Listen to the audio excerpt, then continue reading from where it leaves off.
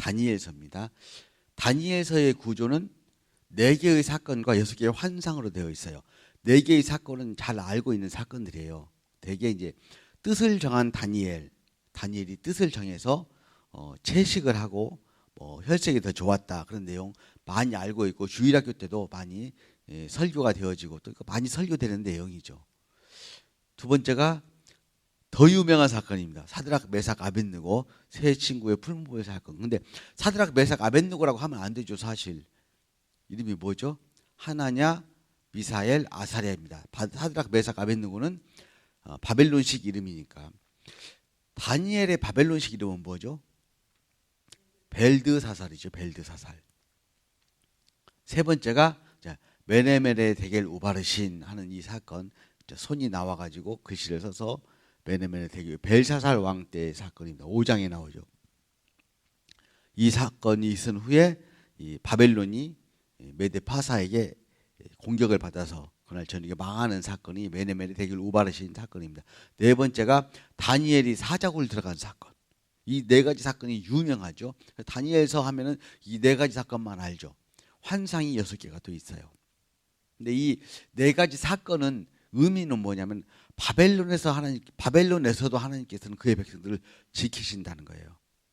옛날에는 신의 개념이 지역 신의 개념이기 때문에 그 지역을 벗어나면 그 신이 힘을 못 쓰는 걸로 생각을 했어요. 그래서 여호와 하나님은 가나안의 신, 전쟁의 신, 산의 신 이렇게 생각을 했고 애굽에는 태양신, 바벨론에는 마르둑 이런 신들이 있었는데 그 여호와 하나님이 가나안 땅에 계시는 여호와 하나님이 바벨론에 와서도 우리를 지켜주신다 하는 그런 뜻이에요.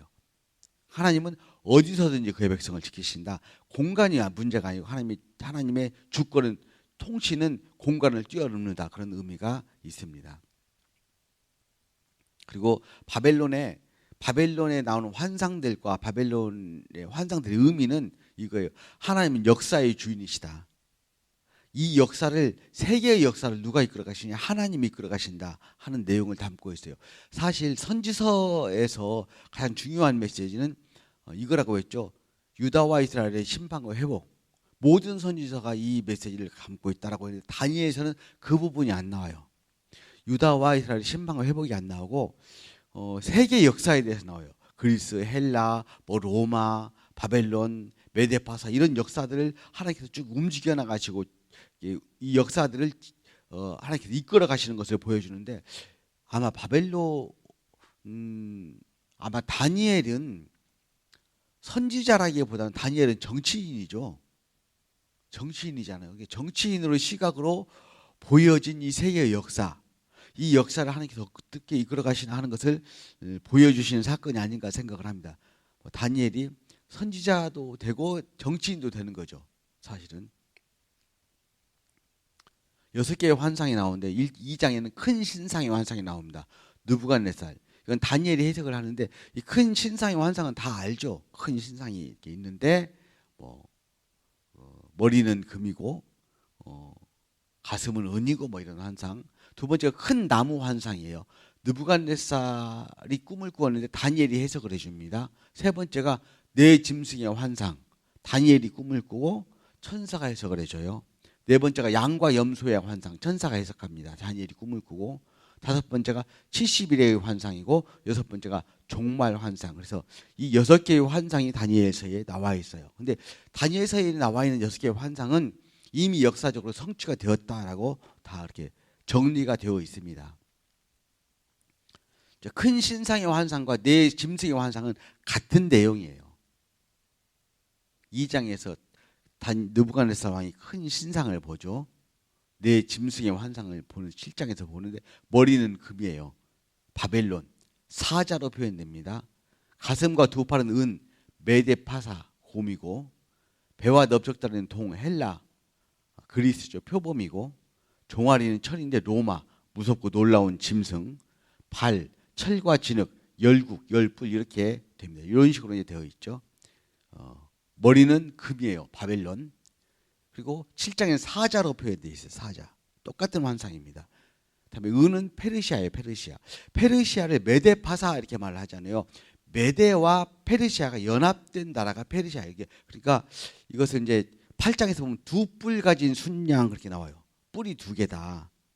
그래서 메대의 왕이 원래 다리오고 페르시아의 왕이 그 고레스인데 다리오하고 고레스는 친척이에요. 다리오가 이제 고레스의 삼촌이죠. 외삼촌. 그래서 다리오가 고레스의 외삼촌이어서 고레스가 다리오를 사실은 다리오가 훨씬 더 능력도 있고 힘도 세지. 고레스가 훨씬 능력도 있고 힘도 세지만 다리오를 먼저 왕으로 이렇게 세워줍니다. 그리고 이제 동은 그리스죠. 헬라. 그리스에서 제일 유명한 사람이 알렉산더죠. 표범으로 표시가 되는데 머리가 4개죠. 다음에 철, 로마, 괴물, 무서운 괴물. 뭐 이건 무섭고 그런 짐승이니까 아주 상상력을 표현해서 여러 가지로 무지하게 많이 그래요. 뿔도 막 10개가 있고. 다음에 열국, 철과 진흙, 열 뿔이 달렸다. 요 환상을 보는데 이대로 세계 역사가 진행이 되죠. 그러니까 이 세계 역사를 누가 진행해 가시냐? 하나님께서 진행해 가신다. 이 세계 역사는 어떤 예언을 하고 그 예언이 맞으려면은 시간과 공간을 주관할 수 있어야 돼요. 시간과 관계, 그 시대에 그 사람이 나타나야 되고 그 시대에 그 역사가 일어나야 되니까 시간을 조정할 수 있는, 시간을 컨트롤할 수 있는 능력이 있어야 돼요. 근데 누가 시간을 컨트롤할 수 있겠어요? 하나님만 시간을 컨트롤할 수 있죠. 페르시아 왕의 계보가 잠깐 보자면 고레스가 있죠. 고레스가 주전 BC 554년에서 530년인데 주전 BC 538년에 바벨론을 정복합니다. 메네메네 대기를 우발하신 사건이죠.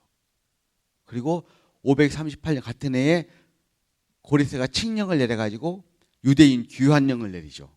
그 아들이 이제 캄비세스 2세입니다. 캄비세스 2세가 고레스가 갑자기 죽죠. 토미리스라는 여왕에게 갑자기 죽죠. 마사게타의 족수가 싸우다가 갑자기 죽고 나서 캄비세스 2세가 왕이 돼요. 이 캄비세스 2세는 상당히 좀 잔혹한 왕이었는데 형 스메르디스를 제거하고 왕위에 올랐다. 죽였어요. 어떤 데서는 동생이라고도 하고 형이라고 하는데 형제라고만 알고 있어요. 주전 520년에 애굽을 정복합니다. 애굽 정복에서 온갖 만행을 다 저질러요. 그리고 나서 캄비세스가 돌아오다가 그 페르시아를 못 들어오고 파상풍에 걸려서 중간에 죽어요. 그러니까 그때는 정보가 발달하지 않았고 핸드폰도 없었기 때문에 이 페르시아에서 거짓 슈메르디스를 세워가지고 사기꾼 가우마타, 이 가우마트가 조로아스트교 승려라고 알려져 있는데 이 가우마트가 죽은 캄비세스의 동생 스메르디스를 앞세워서 가짜 스메르디스를 앞세워 뒤에서 조정을 하면서 반란을 이렇게 정치를 합니다. 나라를 통째로 뺏은 거죠, 사실은. 이 사실을 알고 5명의 귀족 청년들이 힘을 모아서 이 가우마트를 몰아내고 5명의 귀족 청년 중에서 왕이 한 사람 탄생하는데 그 왕이 다리우스 1세, 다리우스 히스타페스예요.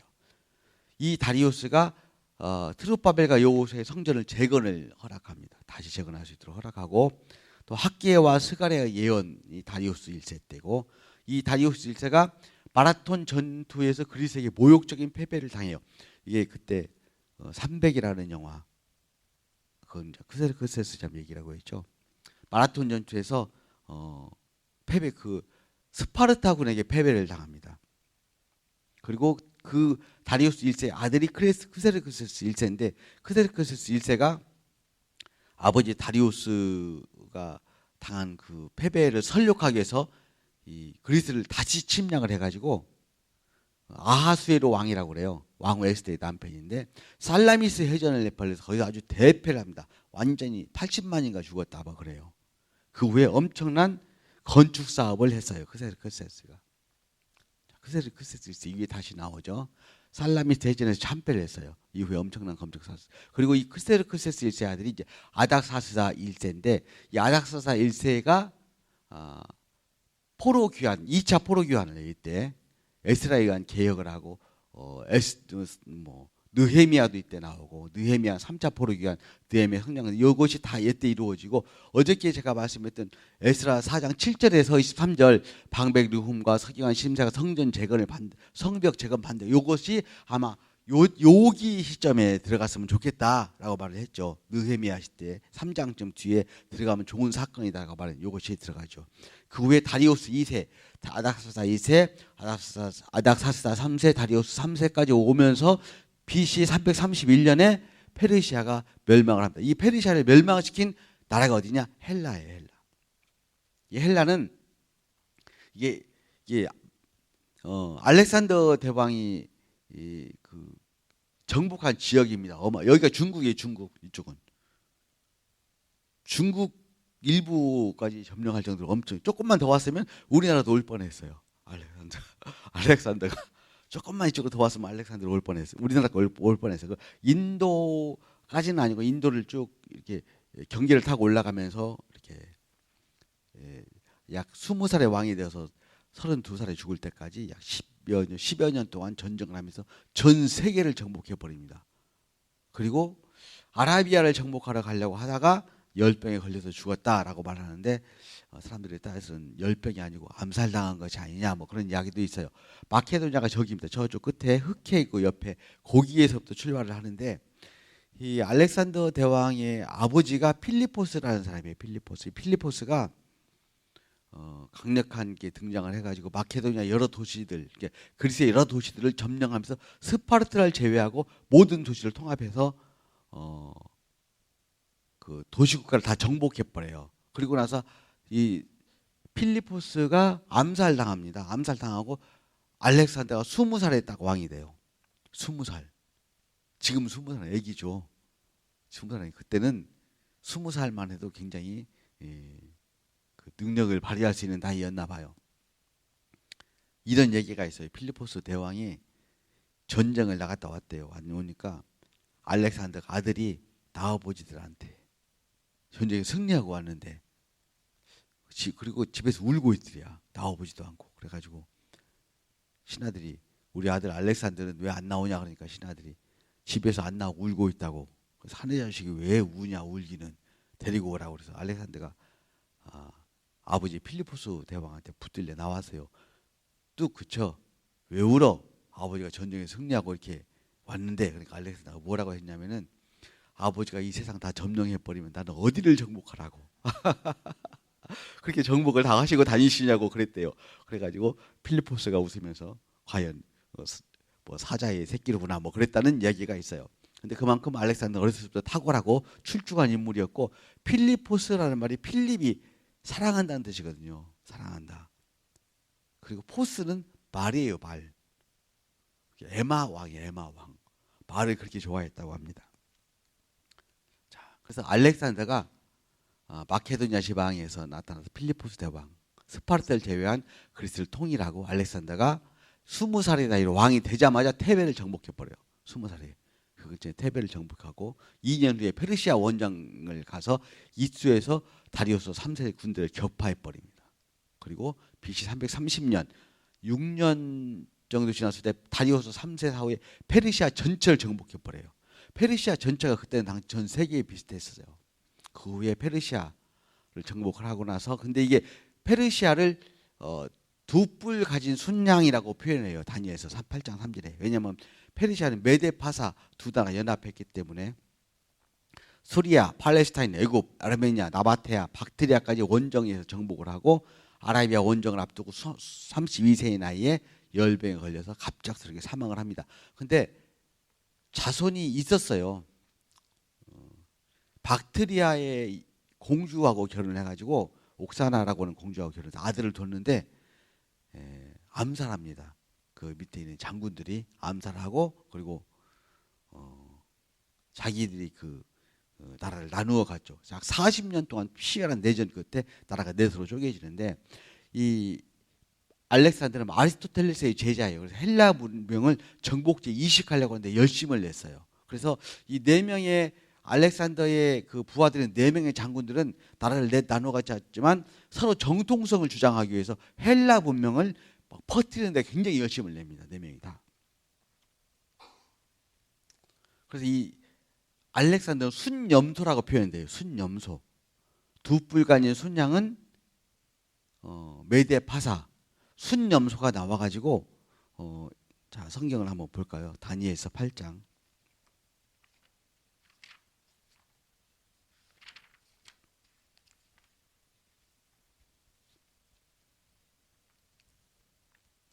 벨사살 왕 3년에 다시 내가 환상을 보았는데 강가에 두 뿔 가진 순양이 섰는데, 두 뿔 가진 순양이 뭐라겠죠? 메데파사. 그것을 당할 짐승이 하나도 없고 그것이 원하는 대로 강하여졌더라. 페르시아가 전 세계를 지배했어요. 그런데 한 순염소가 뭐라겠죠? 알렉산더. 서쪽으로부터 와서 그 순양을 쳐서 땅에 엎드려뜨리고 짓밟았으나 벗어나게 할 자가 없었더라. 순염소가 강성할 때에, 알렉산더가 강성할 때에 현저한 뿔 넷이 하늘 사방을 향해 닿더라. 그래서 나라가 넷으로 쪼개져요. 이렇게 한 40년 동안 그 전쟁을 한 후에 4명의 장군에 의해서 카산드라가 알렉산더의 그 아버지의 천황 보니까 친척이에요. 근데 이 카산더가 그 알렉산더의 아들을 암살합니다. 이 마케도니아, 이쪽이 마케도니아인데 그리스 본토를 차지하고, 그 다음에 리시마커스가 이쪽을 차지하고, 톨레미가 이쪽을, 프톨레미라고 우리가 말하는 톨레미가 이쪽이고, 안티고노스가 이를 차지를 해요. 근데 안티고노스가 제일 중앙에 있고 또 땅도 넓으니까 안티고노스가 자꾸 자기가 헬라의 그 정통성을 가진 장자다, 알렉산더의 후계자다라고 막 떠벌리고 다니니까 꼴보기 싫어가지고 톨레미하고 리시마커스하고 둘이 힘을 합쳐가지고 안티고노스를 공격합니다. 그때 공격을 했던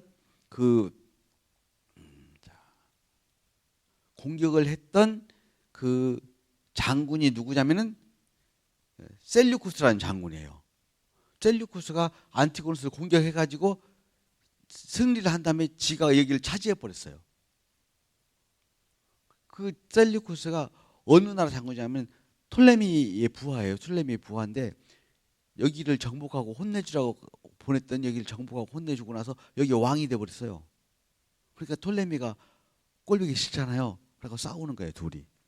그 중간에 지금 뭐가 있냐면 이스라엘이 있는 거예요. 150년 동안 싸웁니다. 150년 동안 약 6차에 걸친 전쟁을 해요. 그래서 셀류쿠스 왕조가 돼요. 셀류쿠스. 이 나라를 셀류쿠스라고 그래요. 안티고노스는 없어졌어요. 셀류쿠스, 리시마커스, 카산드라 또는 톨레미, 이렇게 4개로 분열이 됩니다. 이 4개로 분열된 것을 다니엘서 8장에 보니까 현저한 뿔 넷이 하늘 사방을 향하여 닿더라, 이렇게 나오죠. 9절에 보니까 그 한 뿔에서 작은 뿔 하나가 났어요. 한 뿔에서 작은 뿔 하나가 났는데, 이 셀류쿠스 왕조가 특별히 헬라 문화를 퍼뜨리는데 굉장히 열심을 했어요. 왜냐하면 정통성을 주장하기 위해서, 알렉산더 후계자라는 정통성을 주장하기 위해서. 그리고 이 셀류쿠스하고 톨레미하고 싸우던 중에 BC 한 200년쯤 되어서 셀류쿠스가 톨레미를 누르고 유다를 접수해 버려요. 유다를 속국으로 만들어 버려요. 그러고 나서 유다에 뭘 하냐면은 헬라 문화를 막 갖다가 접목을 시키려고 굉장히 노력을 합니다. 유다는 헬라 문화를 잘 받아들이지 않았는데 나중에 많이 받아들이지만 헬라 문화를 접목하려고 굉장히 노력을 해요. 그 중에서 가장 헬라 문화를 퍼뜨리는데 열심을 냈던 사람이 누구냐면 그 안티오코스 에피파네스 4세예요. 헬라 문화에서 제일 중요한 게 제우스 신이에요. 제우스 신을 가져다가 예루살렘 성전에 세우고, 또 성전에다가 돼지 머리를 갖다가 고사를 지내고 돼지 피를 뿌르고 뭐 이런 만행을 저질렀어요.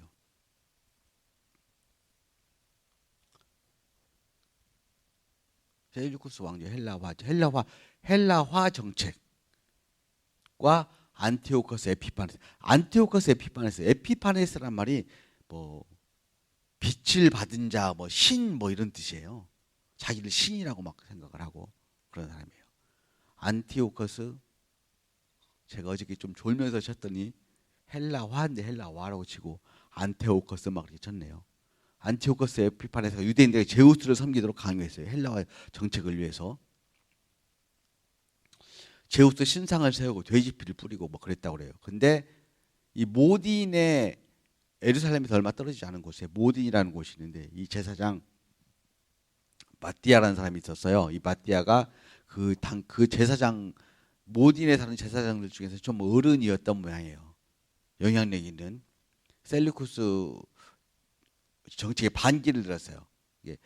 안티오코스 에피파네스가 사신을 보내가지고 마띠아를 설득했대요.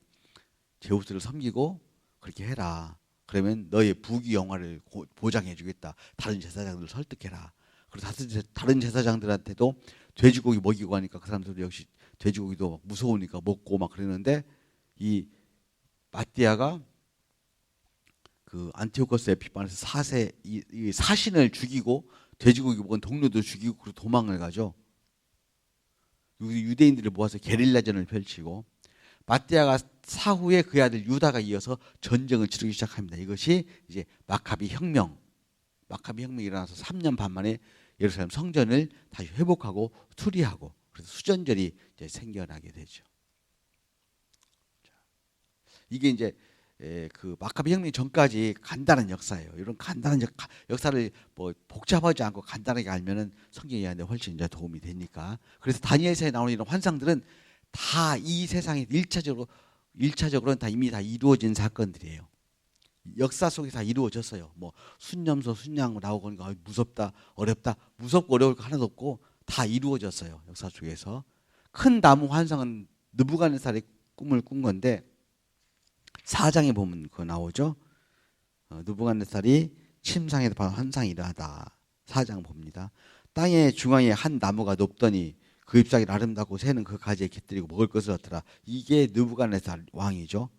또 본즉 한 순찰자가 하늘에 내려왔는데 그가 소리질러 그 나무를 베고 새들을 쫓아내라. 또 그 밤은 짐승의 마음을 받아 7대를 지내리라 하였느니라. 자, 그렇게 되었는데 29절 12달이 지난 후에 하늘에서 소리가 내려 느부갓네살 왕이와 내게서 떠났느니라. 내가 쫓겨나서 7대를 지나서 지극히 높으시니가 사람의 나라를 다스리시며 자기의 뜻의 것을 누구에게 주시는 줄 알기까지 이르리라. 바로 그때 내가 소처럼 풀을 먹으며 머리털이 독수리 털과 같이 자랐고 손톱은 새의 발톱과 같이 되었더라.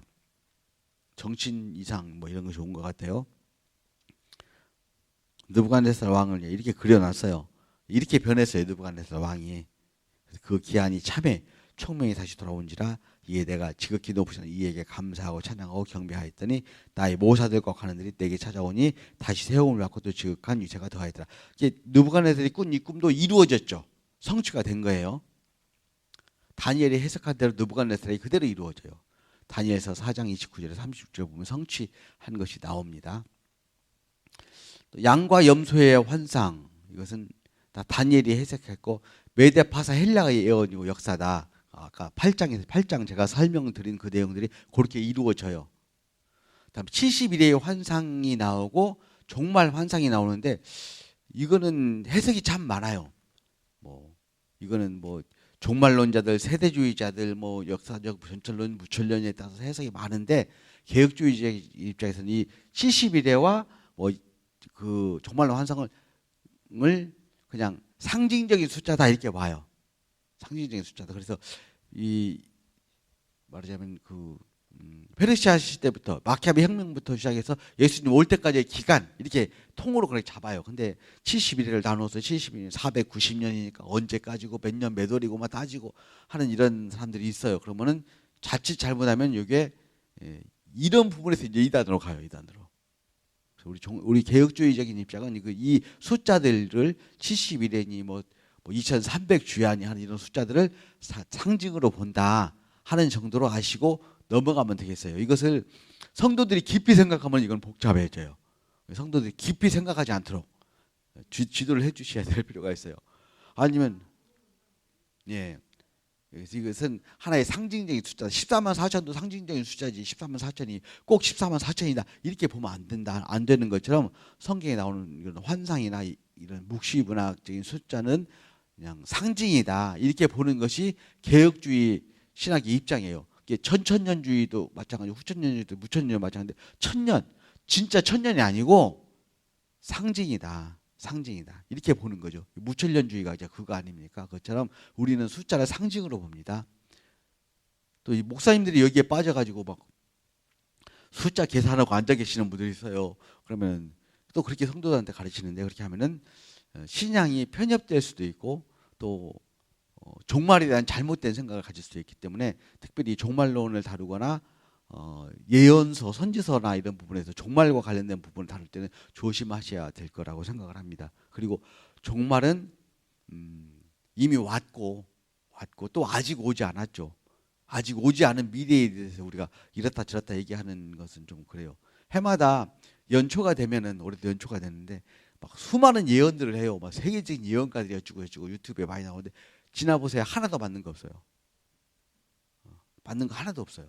안 맞습니다, 예언은. 왜냐하면 그 예언을 맞게 하려면 시간과 공간을 주관할 수 있어야 돼요. 시간과 공간을 주관해야 예언을 맞춰요. 우리가 약속을 하잖아요. 내가 7시까지 갈게. 나는 갈 수 있다고 생각하지만 중간에 사고가 날 수 있어요. 차가 막힐 수 있어요. 그럼 못 가는 거예요. 그러니까 내가 그것들을 전부 컨트롤할 수 있는 능력이 있어야 그 약속이 완전하게 이루어지는 거죠. 우리는 갈게 하면 갈 예정이지 딱 간다고는 못하는 거예요. 사실 어떻게 될지 모르니까. 오늘 하루에 무슨 일이 날지 어떻게 알겠습니까? 그처럼 앞으로 일어날 일에 대해서는 아무도 몰라요. 하나님만 아세요.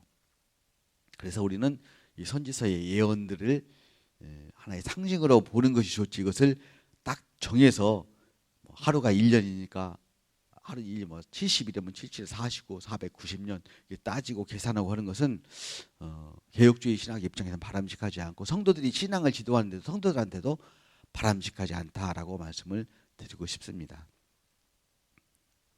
2300주야. 역사적으로는 안티오코스와 유다 평화협정이 깨진 후에 BC 171년 마카비 혁명을 통해서 안티오코스 4세를 몰아내고 성전을 회복한 날까지, 이렇게 이제 봐요. 보통 또 70일에, 역사적으로는 대략 포로 귀환으로부터 메시아 탄생까지가 70일에 약 490년 정도 된다. 뭐 이렇게 보고 있습니다. 묵시적 종말론으로 내 입장에서 해석하려는 시도가 계속되고 있지만, 개혁주의 입장에서 해석되는 것이 바람직하죠. 세상의 끝, 재림의 시기, 시한부 종말론, 이런 것들의 근거가 됩니다. 다니엘서, 그래서 다니엘서가 상당히 좀 까다롭고 어려운데, 그 정도로 생각하고 아시고 성도들이 그 정도 지도하시는 것이 좋지 않을까, 그렇게 생각을 합니다. 또 이게 나오잖아요. 인자야, 이 환상은 정한 때 곧 끝에 관한 것이니라. 그 끝이 언제냐? 그 끝이 언제일까요? 예수님께서 오실 때도 끝이에요. 그것도 이제 종말이죠, 종말. 이 세상의 끝도 끝이죠. 그 끝이 언제인지는 잘 몰라요, 사실은. 근데 이제 우리가 너무 이런 종말론에 집착하는 것은 신앙생활 하는데 크게 도움이 되지 않는 것 같아요. 우리는 사실 매일매일 종말처럼 살아가는 건 사람들이죠. 매일매일 종말처럼 살아가는 사람들이고 하나님과 동행하는 사람들이기 때문에, 다니엘서의 중요한 메시지는 첫째로는 하나님은 세계 역사의 주관자시다. 역사를 이끌어 가시잖아요. 메데, 파사, 페르시아, 바빌론 이런 역사를 이끌어 가시고, 그리고 뜨인 돌이 나오죠. 그리고 뜨인 돌이 나와서 예수 그리스도의 탄생까지 예언한 그런 제요. 하나님은 이스라엘뿐만 아니라 온 우주와 온 세상의 통치자이시다. 세상 모든 나라는 하나님의 다스림에 있다. 종말에 세워질 영원한 하나님의 나라가 있다. 뜨인 돌. 이것이 이제 다니엘서의 중요한 메시지인 것 같습니다. 다니엘서는 이 복잡한 국제관계 속에 하나님의 왕권이 어떻게 작용하는가 하는 것을 보여주는 그런 책이라 이렇게 생각이 되어져요.